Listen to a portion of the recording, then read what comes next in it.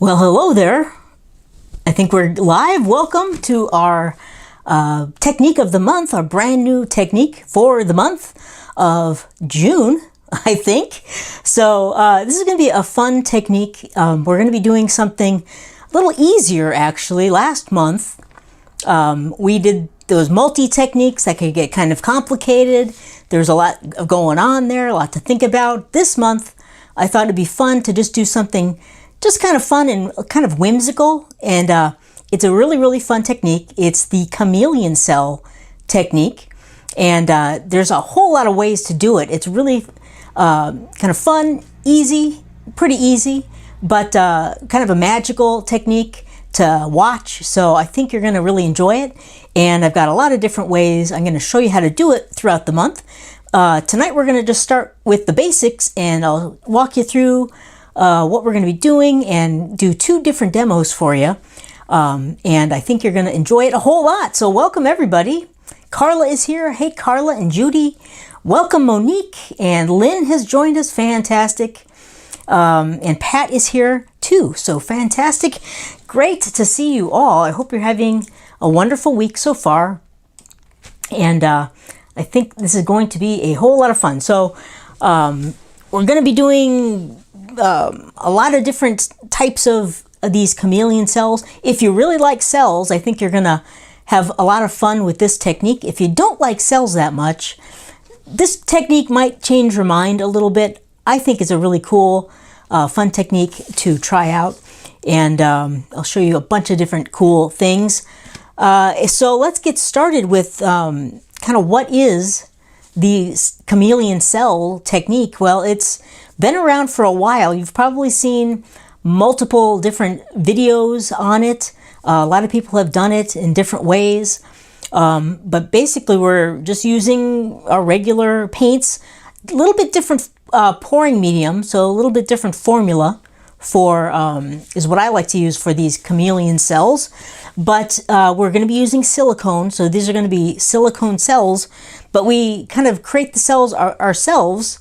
We add them to our painting using either a toothpick or any other kind of pointy instrument. So there's all kinds of different ways we can do it. I'll show you some different things tonight. We're going to keep it pretty simple with just a regular toothpick, but we'll walk you through all that once we get to that point.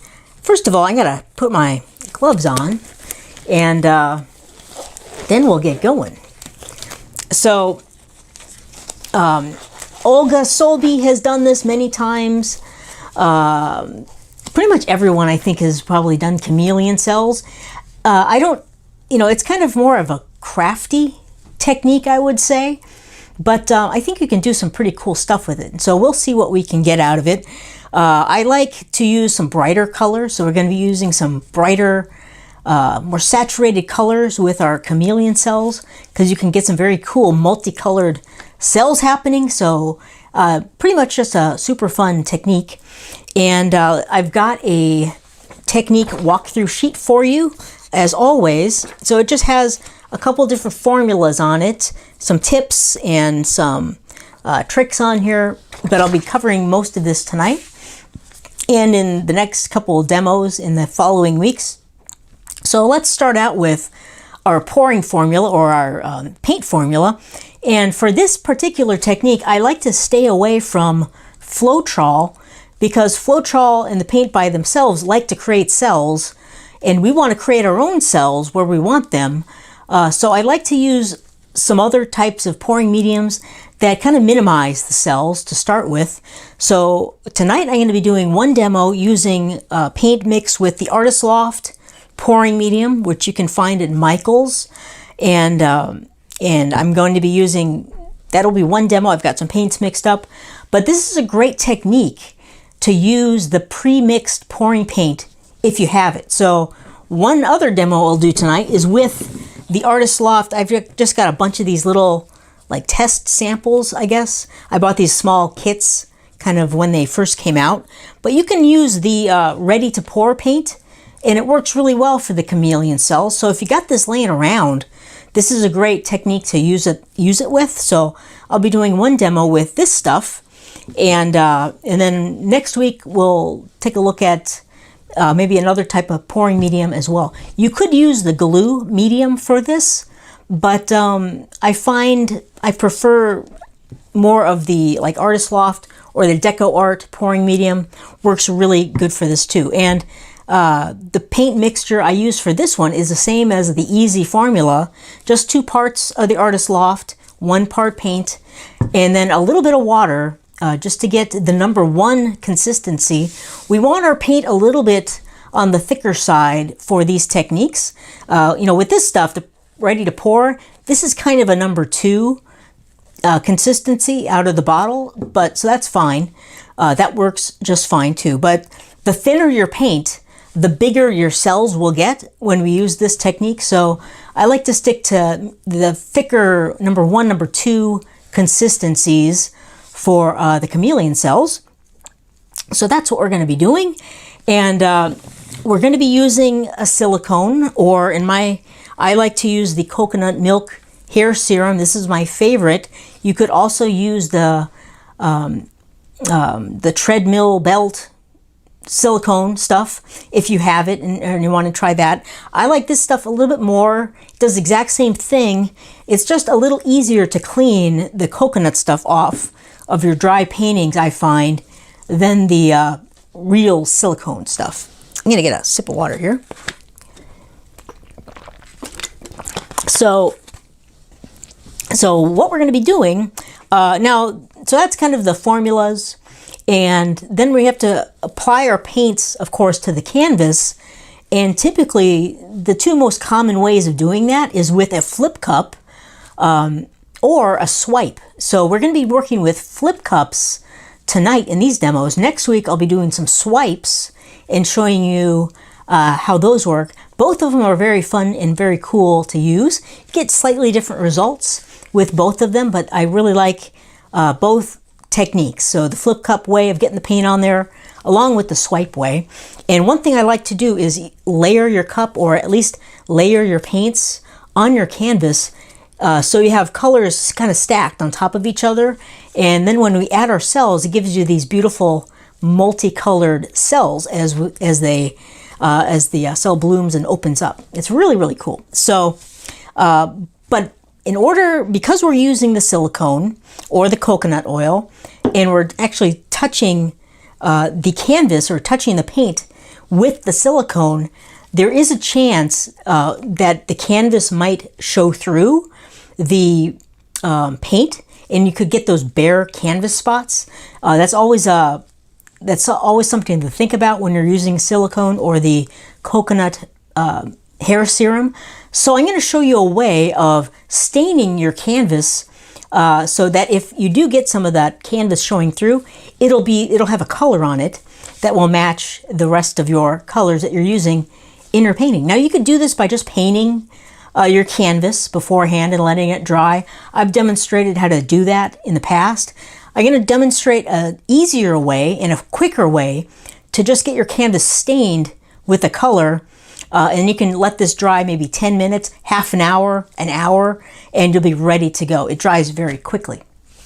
So let's see here. I'm just checking. And of course, if you have any questions, throw them in the comments and I will try to answer them if I see them. So, okay. So let's, I'm going to show you how to stain a canvas. And I'll walk you through that step first. And then we'll get into our first demo using the Artist Loft ready to pour paints. So here we go. I'm going to move this down here. I'm going to flip the camera so you can see a little easier. And let's get into it. So here we go. I'm going to be, this is just a 9x12, just a smaller canvas. I'm working with some smaller canvases for these demos just so you can see a little closer to what I'm doing. So I'll show you what I've done. Earlier today, I stained this canvas. This is one of our demos. So this is a color that's going to be in our first demo. And then it's like a kind of an aqua green. And then here I stained another canvas. This is kind of a vermilion color, so kind of a reddish orange color. And you notice I didn't get every little square, centimeter of the canvas stained, but that's okay. The majority of it is, and that's kind of what we're going for. You could do a little better job. I'll do a little better job now, but let me show you what we're going to be doing. So to stain a canvas, I've spritzed the back with some water just to tighten it up. Makes it a little easier. And I've got a shop towel here. This is just like a Scott's shop towel. You want something kind of durable that's not going to like break apart or get linty on you so quick. And I just kind of folded it up. And I'm going to stain this one just like a purple color. I've got a little Artist Loft violet here. And so I'm going to just spritz or gently mist my canvas. Just a mist. And I just put a little water on the canvas. I'm going to open up my paint. I'm just going to put a little paint right on my shop towel. Oops, that's a lot. Oh well. You can use a little less than that. That kind of came squirting out of there. And now we're just going to wipe it all over our canvas. It's very simple. Just like this. And fold this over. And we're just staining it up. So we just want to get color covering the canvas. I'm not worried too much about streaks or anything like that. It doesn't have to be like a solid opaque color. I just want to kill that white of the canvas. That's the main goal here. Now you could also paint this if you wanted to get it darker.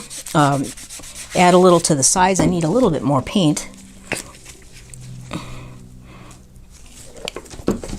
So I'll put a little more on here so I can work off of the edges.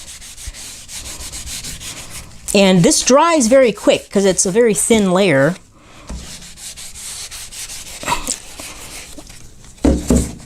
And this would work for any other technique as well. If you wanted to just kill the white of your canvas quickly without getting into brushes and cleaning brushes and all that kind of stuff, this is a great way to do it. This is a technique I use a lot in oil painting called, and you're putting on like a prematura, it's called, staining your canvas, killing that white before you start oil painting on it.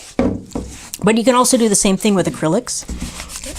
And if you find it gets a little hard to work with, you can give it another kind of gentle mist with your spray bottle, and that'll kind of get the paint moving around again.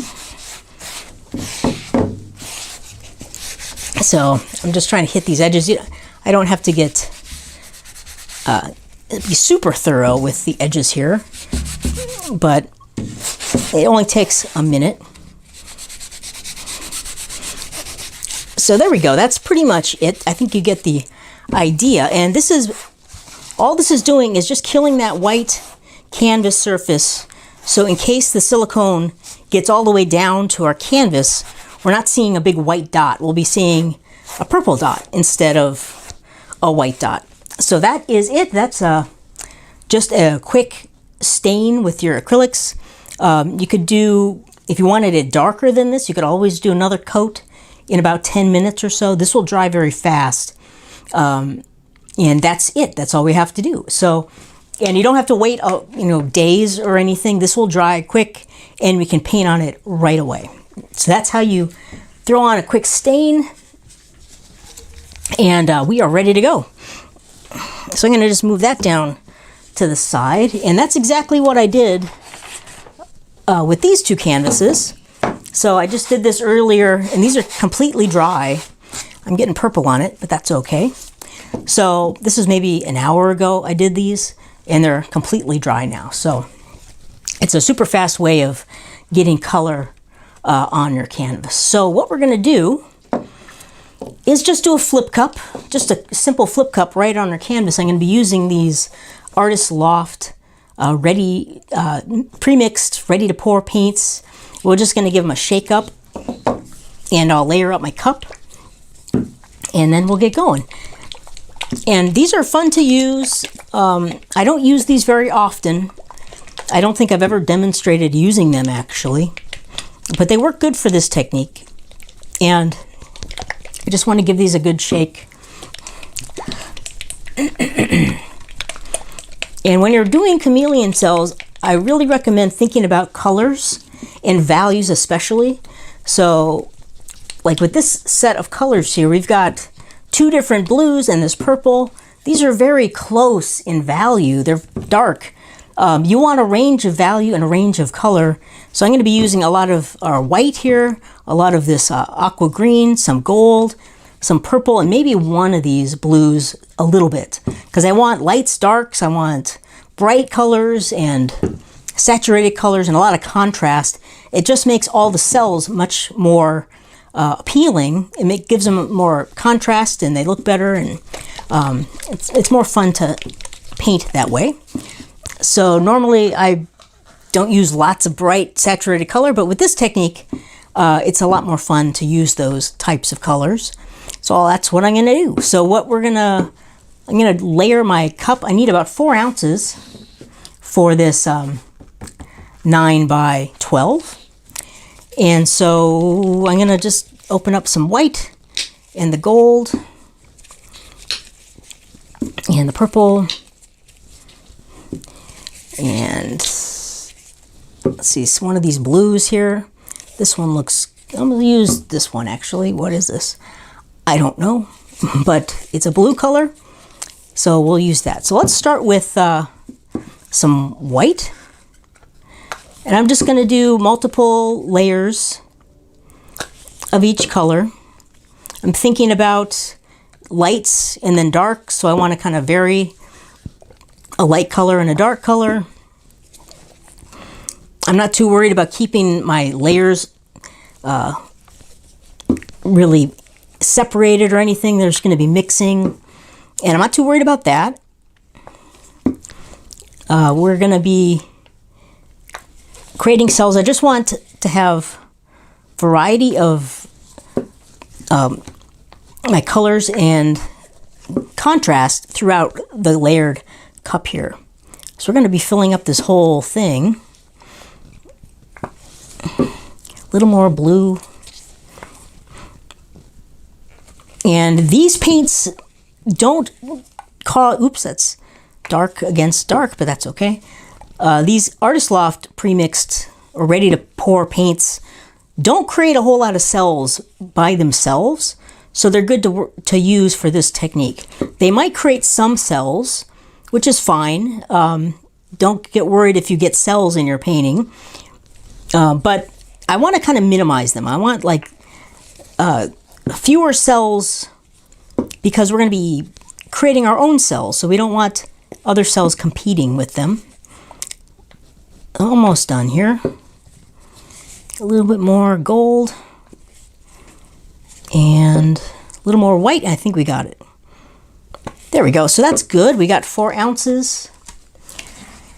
And let's go and flip our cup. So we don't have to put a base coat down. We've got our, stained canvas. That's fine. So we're going to just do a flip cup and tilt this around and hopefully get we don't really care what it looks like. We're not super concerned with the pattern. All I care about is that we have all these layers kind of stacked on top of each other. And that's going to create some very dynamic, fun, pretty cells. So let's go ahead and pull our cup. That looks pretty cool. I'm just going to let the paint run out. And these paints have a lot of transparency in them, so there's a lot of transparency. I don't know what kind of white they have in there, but it is a very kind of transparent white, which is kind of cool. So, and what this is going to look like is kind of like gemstones once we create our cells. So that's another. These paints lend themselves well to this particular technique. So I'm just gonna do our typical, we got our purple is buried under there, but that's okay. Do our typical expanding of the puddle. And then let's go ahead and tilt.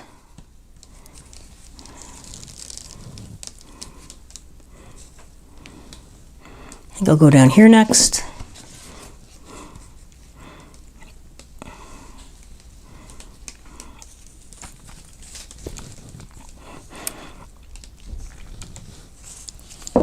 So we are getting a couple little tiny white cells. Those are probably air bubbles. But again, don't worry about those.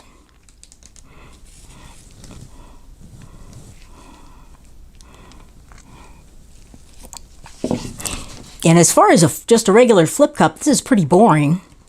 There's not a lot of stuff happening. But don't worry about that. That's kind of good. I like a kind of more plain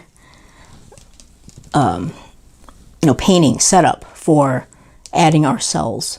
So I'm going to just kind of recenter the paint. Oop, that was a little drip. That's okay. Recenter the paint and we'll be ready to go on to the next part.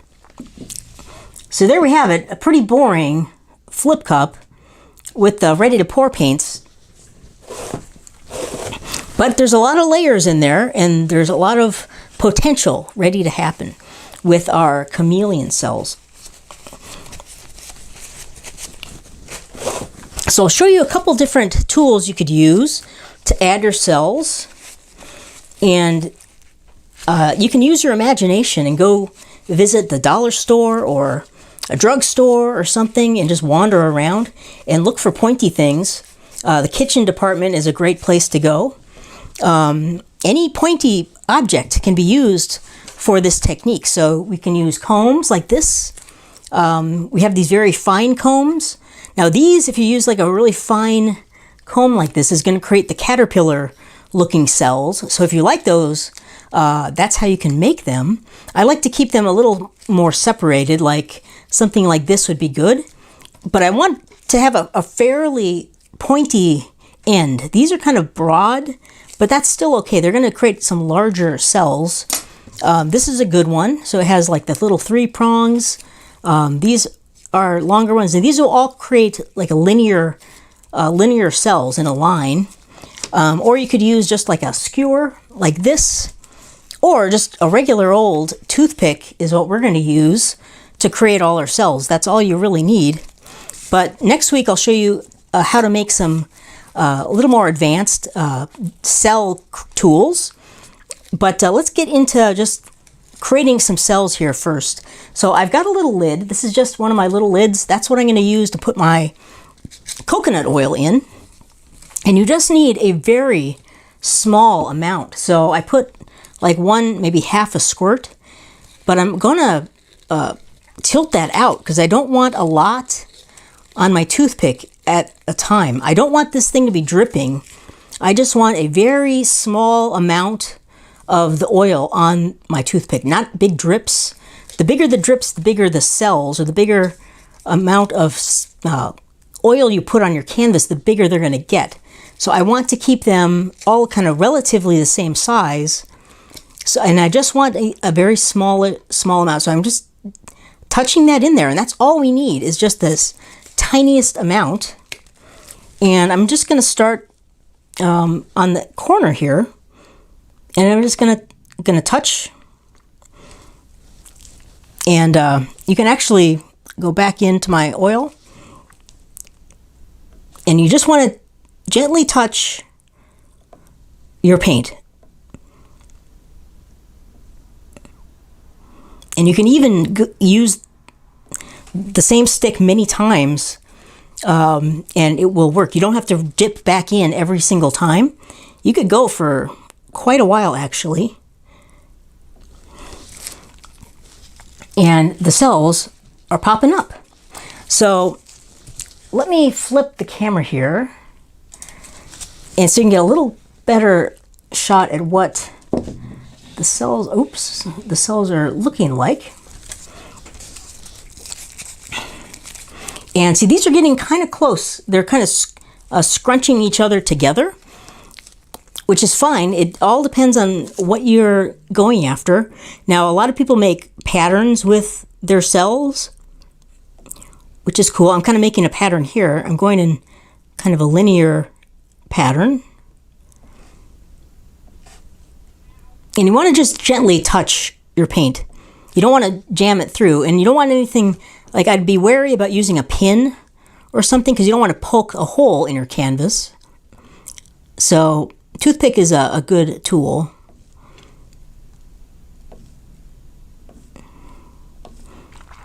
And there we go. And these are going to start growing, and they'll continue to grow as time progresses. So we've got kind of our first little line in there. And I'm just touching, I don't know if you can see that, just touching my toothpick back in there. And let's create another line of cells. I'm going to go back down here.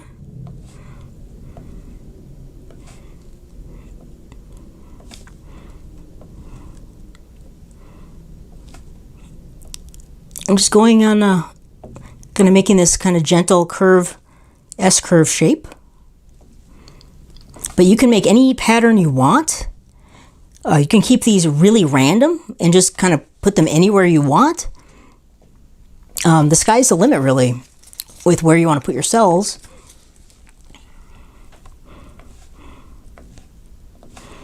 And I've seen some paintings that are very detailed, and some artists have taken this to a really high level, which is really cool. It takes some patience, though. I mean, depending on how detailed you want to get with your patterns.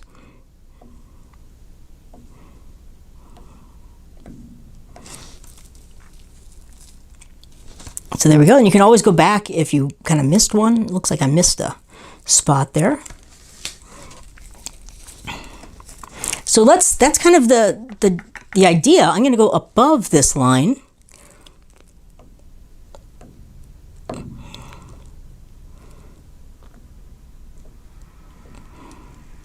And one thing you want to try not to do is to like flick the paint. So go straight down and then straight back up. Otherwise you'll get some oblong cells.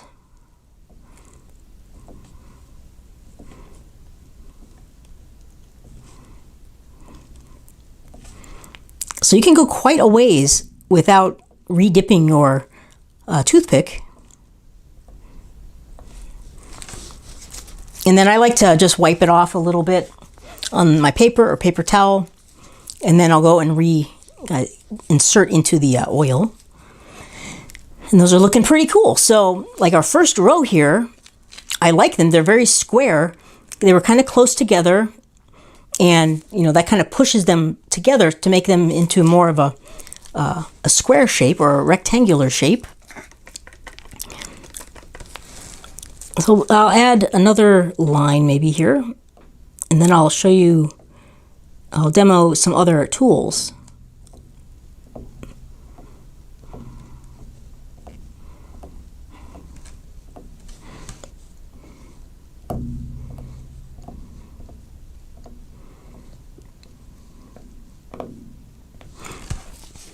Okay, let those grow, and let me go back to the top view. You can get a little better idea of what it's looking like.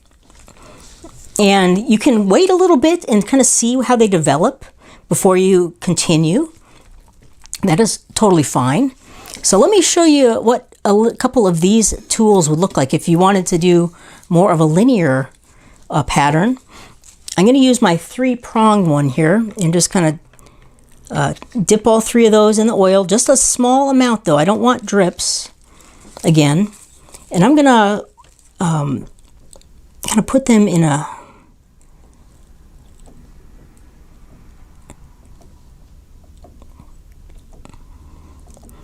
kind of go up like this. You can get a lot done quickly if you use a tool like this. And we'll see what happens with those. And let's see here. I think I need to get a bigger, to show you like a longer row. Let me get a little plate. I'll be right back. I forgot to get that.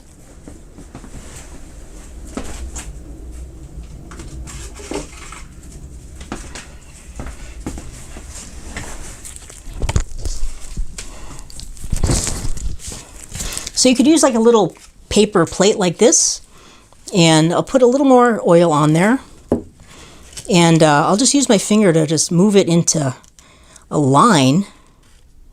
So I don't know if you can see, might be difficult to see, probably not, but I kind of just move my finger and I have like a thin line of the oil.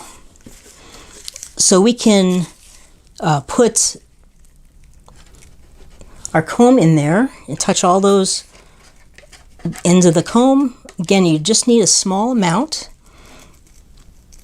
And I'm going to do some more linear dots here. Now these ones didn't really develop, that first group of my triple. I'm not quite sure why that happened. Let's try that again.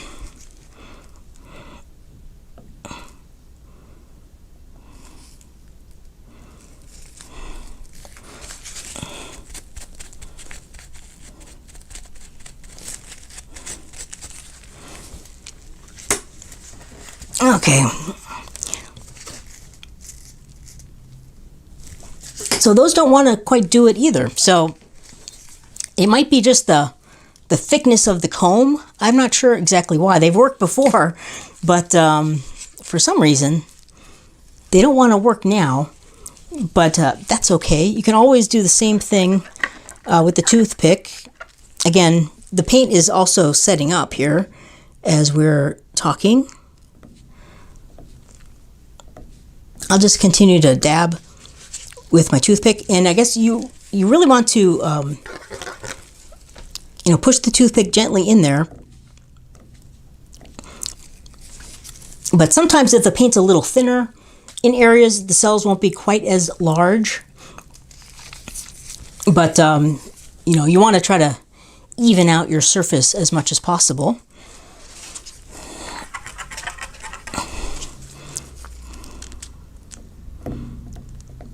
But you can do almost anything you want with the toothpick. Is very versatile. And next week I'll show you a couple more ways to use the toothpick to create some patterns. You can create some like custom tools. And the toothpick is my favorite way to do it anyway. So up here I'm just gonna, those combs really didn't take, so I'm just gonna kind of go randomly just back with the toothpick.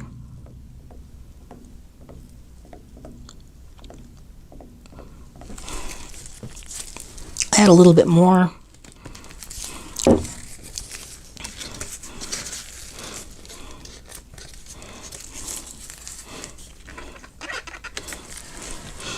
And of course you can put as many cells in or as few cells in as you want. One thing that's kind of fun is when I do use the Floetrol formula, which is just the easy formula, you will get some cells that just develop naturally because of the Floetrol, but you can just kind of augment what you have there and add specific areas of cells like these, and it can kind of have a nice kind of combo effect, which is kind of fun.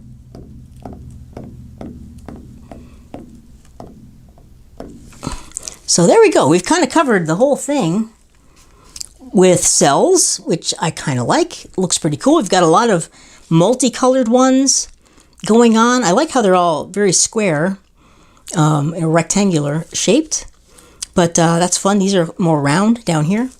So that is our first demo, creating chameleon cells just using the ready-to-pour paints, and it works really well. So let me move this aside, and we'll get into our second demo. And we'll scooch this out of here.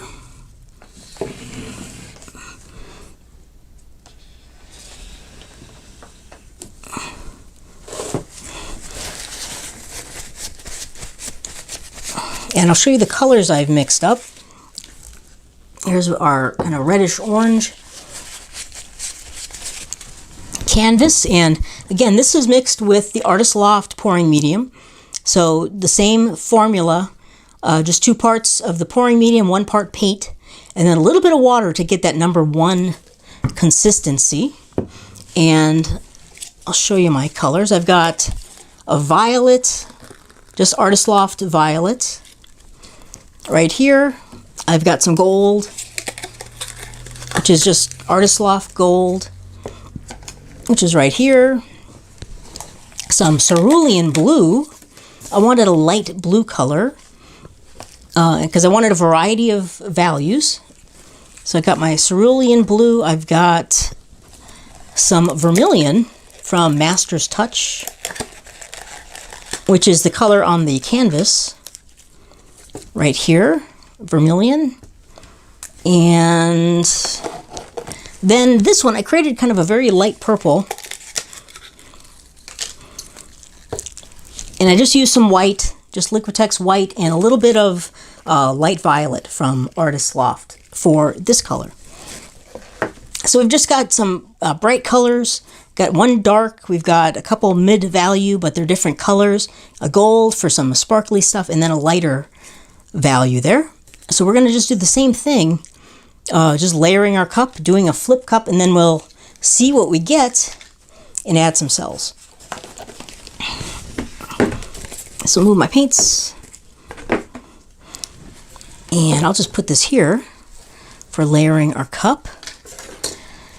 I think I'll start with our vermilion, and then I'll go to our light. So all of the same color theory things apply when you're thinking about colors. I just like to alternate light value, dark value. It's kind of an analogous color palette.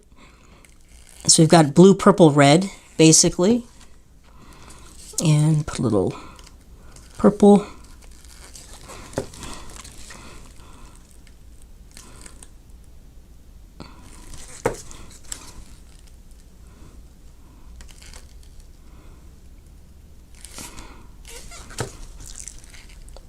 A little bit more red.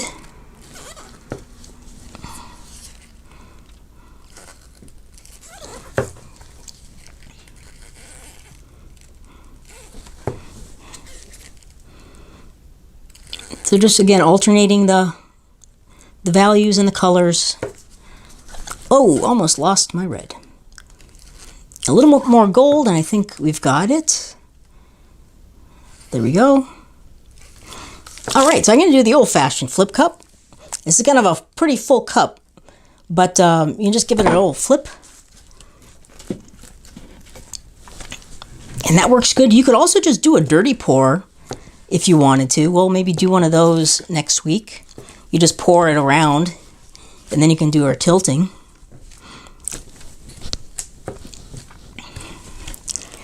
And let's go ahead and pull our cup.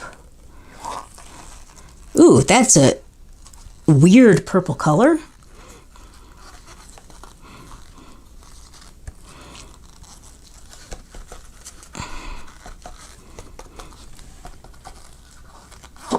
But again, I'm not super concerned with the actual flip cup. I'm going to do a little drag in here though.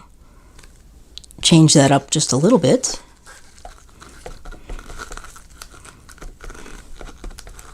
That was the gold and that purple kind of mixing together.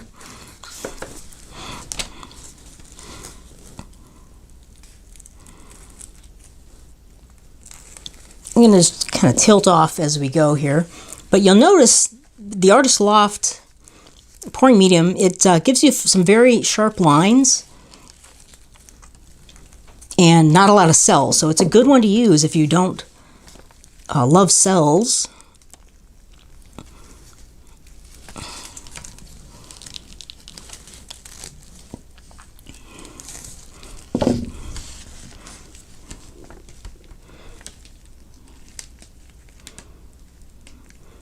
Just tilt over this one.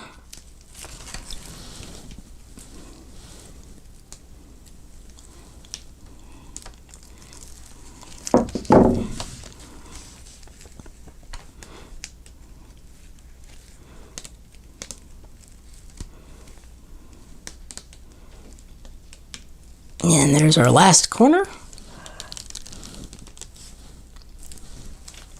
Again, we'll just even out the paint. I got a big chunk in there. I gotta pull that out.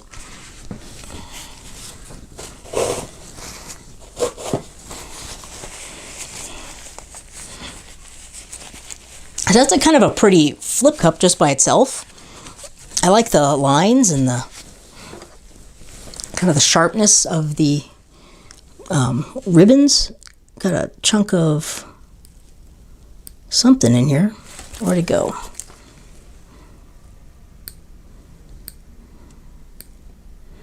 Lost it. Oh well, it'll show up again maybe.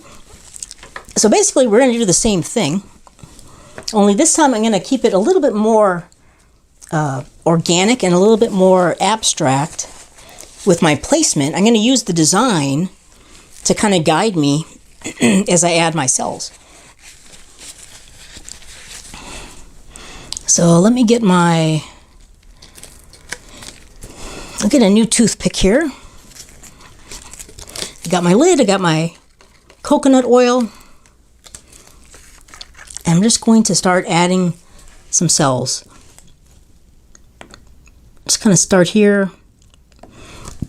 Put them a little bit more randomly. I'm kind of following some of these lines.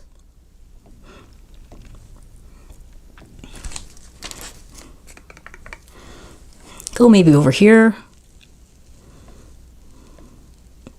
Can jump around a bit.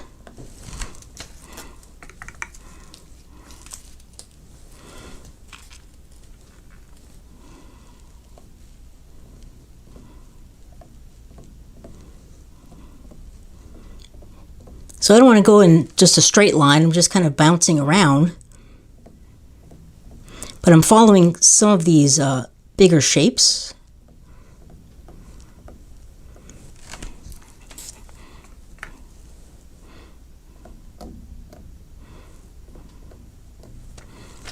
Which I kind of like, and then we'll give that a little break and let these develop a little, and then maybe jump over here.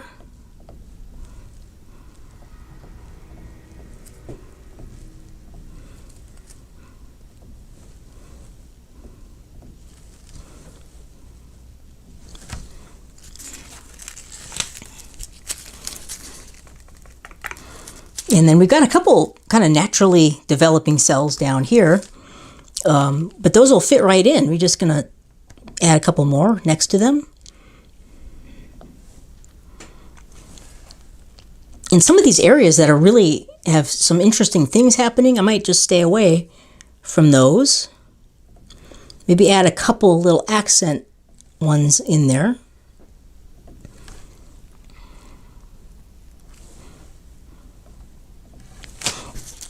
But again, you can do whatever you like. This is just one way of adding the cells.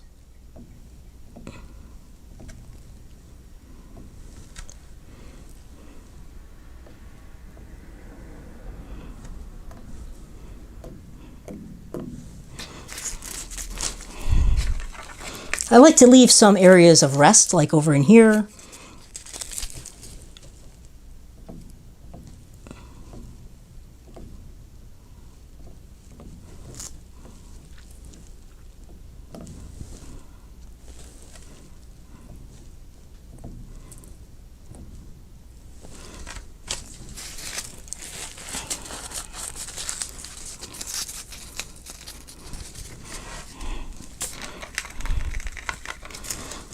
So as they develop, I like these blue ones down here. We can maybe try to get a couple more of those.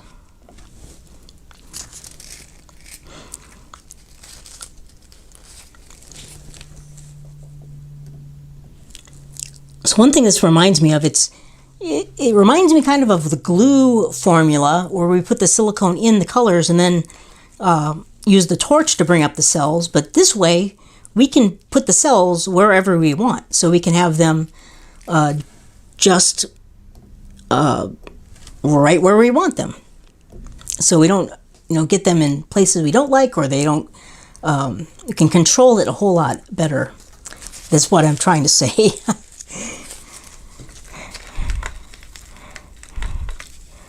All right. So I'm liking that a lot.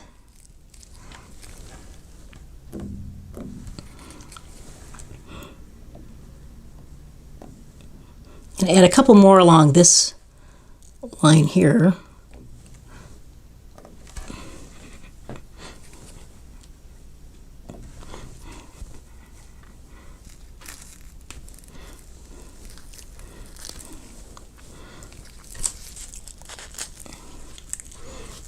Yeah, and exactly. Anne and Lynn have it right. Yeah, intentional cells. That's perfect, Anne. And Lynn said embellishing cells. Yes, we're embellishing with the cells. So exactly right. So I'm going to let that go, and we'll just kind of let that sit. I really like the shapes of these cells. We've got these beautiful multicolored blue ones. Down here, a lot of white ones. Now, that's one thing you can't really control is the color of them. You can to an extent with the colors in your cup, but exactly how they're going to look is still going to be a mystery. So at least it's a fun mystery, though. We can kind of get some cool things happening, but I have some interesting areas here. I got like this, I really like this big shape, this kind of interesting pattern. So that's one way, another way of doing it. So you can have like a pattern, like our first demo was kind of a predefined, like a man-made looking pattern. This is more of a natural looking pattern, using the flip cup as kind of a guide. But if you just wanted to keep putting them in there, your cells would take over the whole painting, and it would just be all cells. So one thing you have to be careful of is not to go too crazy, because these are going to continue to grow. I might have gone a little too crazy maybe with this one, but they'll still kind of expand up to a point before they stop. And I'll show you the first one we did, and that's kind of filled in very nicely. And I think that one's kind of on the end of its growing cycle, so to speak. So I'll show you that one in a second.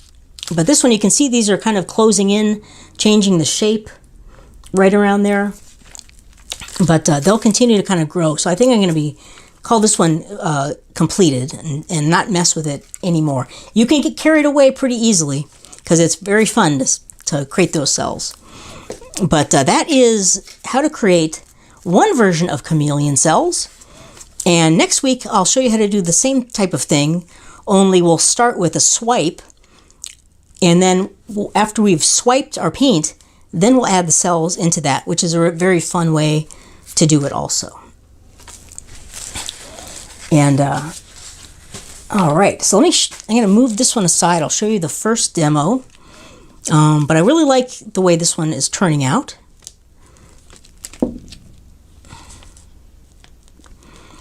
And before I do that, yeah, Carlos got a great question. Does how close you place the cells determine the shape? Yes.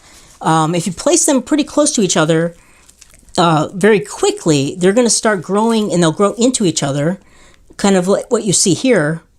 We've got these like this triple, like this upside down Y shape. And if you put them close to each other in a row, you'll get more of that rectangular shape that we had in the first demo.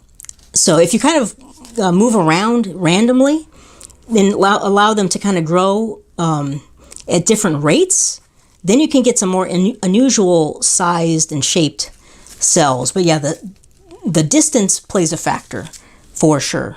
Good question.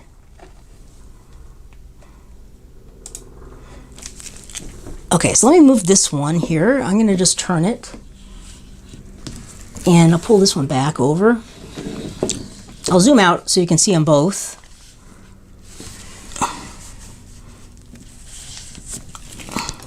Let me move my paints.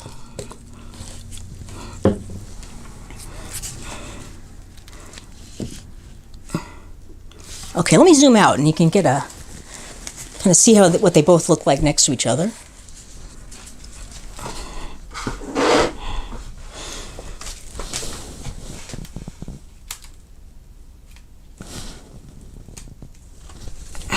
There we go. So you can see these ones, I put them fairly close together, right next to each other in a line, and they kind of, as they expanded, they are butting up next to each other and created straight edges. And so we have these kind of interesting square shapes. And again, if you used a very fine comb like this one, with very fine points that are close together, these are going to grow expand very close, and you're going to get the caterpillar-looking cells that a lot of people hate. And when you don't want them, they're terrible. But when you do want them, they can be very cool. So you can kind of create some very interesting patterns with the caterpillar cells. We'll take a look at that next week on those demos. But those are our chameleon cells. And of course, they look kind of like chameleon cells because they're changing color, multicolored cells. These are continuing to kind of grow and expand. But it's a very fun technique. It's pretty easy to do. You don't have to think a lot. It's pretty relaxing and just a fun technique and a fun way to paint, I think. So there we go. Any questions you might have with about this technique?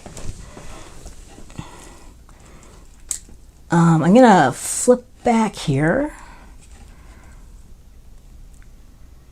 and go back here, and any questions you might have, let me know in the comments. I'm gonna just check and see if I missed anything. And Lynn said it's a little addicting. It is a little addicting, making those cells. You can get carried away very easily.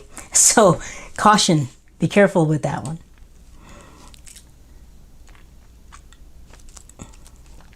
Okay, I'm going to just check here and see if I missed any questions.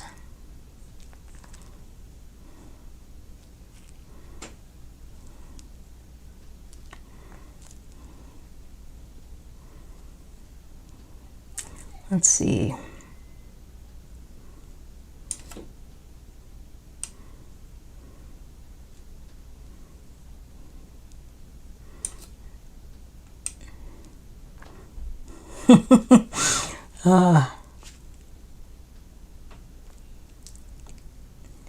Okay, no questions. All right.